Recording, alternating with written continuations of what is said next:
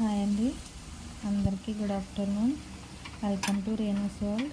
ఈరోజు టిఫిన్లోకి టమాటా పచ్చిమిరపకాయ చట్నీ. పెనం పెట్టి ఆయిల్ వేసిన తర్వాత ఆయిల్ మరగగానే పోపులు, కరివేపాకు, ఎండుమిరపకాయలు వేసి వేగంగానే పచ్చిమిరపకాయలు వేసి టమాటాలు వేసేయడం.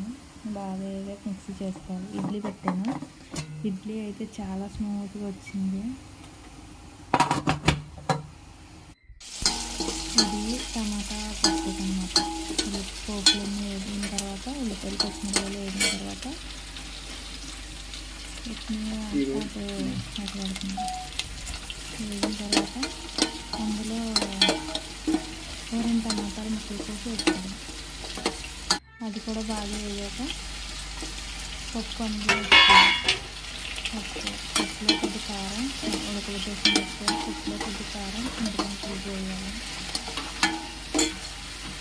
మా వీడియోస్ నచ్చితే షేర్ చేయండి, లైక్ చేయండి, సబ్స్క్రైబ్ చేయండి, సపోర్ట్ చేయండి. ఇంకా కొద్దిగా వాటర్ వేసుకోవాలి.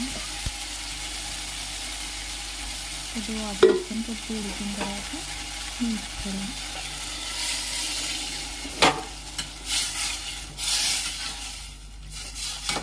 ఇంకేంటి, నా వీడియోస్ నచ్చుతున్నాయి లేదా కామెంట్ చేయండి. ఇది చట్నీ రుబ్బేసాం అన్నమాట మిక్సీలో.